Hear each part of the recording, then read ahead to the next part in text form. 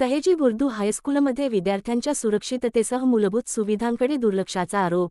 मुख्य प्रवेशद्वारावर सीसीटीव्ही नसल्याची तक्रार. पाणीगळती, अस्वच्छ स्वच्छतागृहांबाबत पालकांची नाराजी.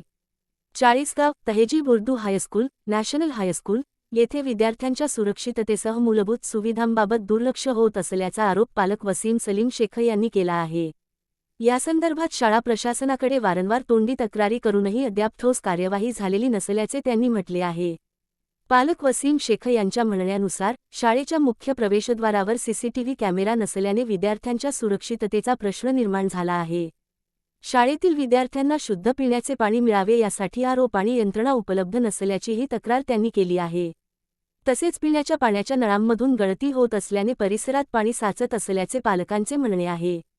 शाळेतील स्वच्छतागृह व बाथरूमची नियमित स्वच्छता होत नसल्याने अस्वच्छतेचे वातावरण निर्माण झाल्याचा आरोपही करण्यात आला आहे.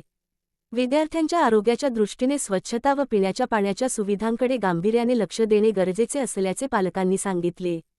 विद्यार्थ्यांची सुरक्षितता, आरोग्य आणि स्वच्छ शैक्षणिक वातावरण लक्षात घेता संबंधित समस्यांची तातडीने दखल घेऊन आवश्यक त्या उपाययोजना कराव्यात, अशी मागणी पालक वसीम सलीम शेख यांनी केली आहे.